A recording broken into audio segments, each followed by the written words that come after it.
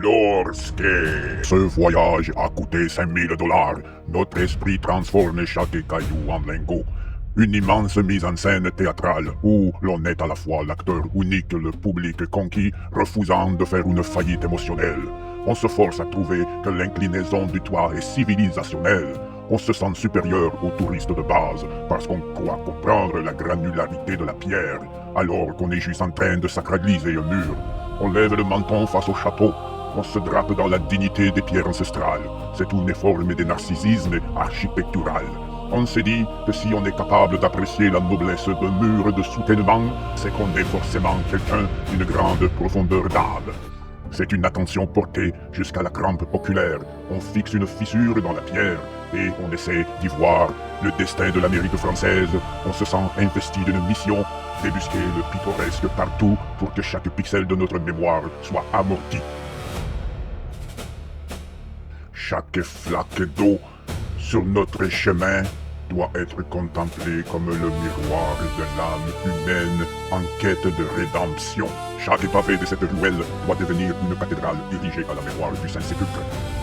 On s'arrête net devant une porte cochère dont la peinture s'écaille lamentablement. Un habitant y verrait un besoin urgent de rénovation. Nous, on y voit une métaphore de la résistance du temps face à la modernité. On respecte la décrépitude, c'est ça l'authenticité. Et hop, 500 $ de rentabilisé dans le traitement de la surface. On regarde une corniche bouffée par le salpêtre avec l'intensité d'un archéologue qui vient de découvrir l'Atlantide. Où les têtes passent à travers les cadres de la fenêtre, se frayant un chemin au milieu des frondes de fougères qui encadrent l'ouverture. À cet instant précis, le visage s'illumine d'une ferveur quasi mystique. Plus c'est usé, plus qu'on a l'impression d'en avoir pour notre argent, on veut toucher cette granularité jusqu'à ramper face contre terre.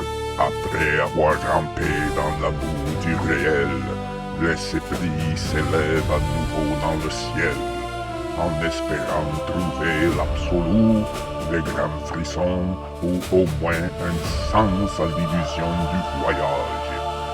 Le ressenti transcende le réel. C'est l'apothéose de l'illusion douce, le moment où le cerveau déconnecte complètement des faits pour basculer dans la conviction. Les images ne rendront jamais justice à ce qui n'existe pas. Une photo ne captera jamais cette vibration invisible, tout simplement parce qu'il n'y a rien à capter. C'est le sommet de l'auto-persuasion. Les voyageurs est en train de photographier du vide, de capturer du vent, d'immortaliser une sensation qu'il invente de toute pièce à la seconde même où il la ressent. L'appareil numérique est impuissant face à ce mirage intérieur. Comment cadrer un chef-d'œuvre qui ne prend vie que dans l'esprit d'un homme désespérément résolu à être bouleversé? Les pathétiques et sublimes, c'est le moment où on s'arrête devant une plaque commémorative, illisible, et qu'on prend un air inspiré, le menton levé. On ne lit rien, mais on ressent l'histoire. On justifie son existence par la simple contemplation de l'angle d'un socle qui pousse la porte de la cathédrale. L'air frais est saisi et les silences séculaires s'imposent sous les immenses colonnes de pierre. Le silence séculaire sous la nef monumentale où la lumière extérieure filtre à peine à travers les vitraux colorés, projetant des lueurs sombres sur les boiseries sculptées et l'or de l'autel. Les immenses colonnes de pierre s'élèvent vers des voûtes suspendues. Dans l'ombre, cette grande vide habillée de sacré. Puis, tout sort et tu te retrouves directement devant la vitrine de la boutique de Noël, juste à côté, sous les soleils d'aimer. Les lutins en plastique clignotent et la fausse neige tourne en boucle.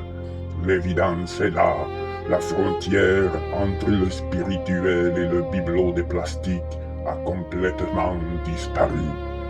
La grande église et le magasin des souvenirs sont désormais identiques de simples décors interchangeables pour touristes de passage, marquant le terminus du folklore, du passe de l'un à l'autre pour réaliser qu'au bout du compte, il ne reste plus qu'un grand vide habillé de nostalgie.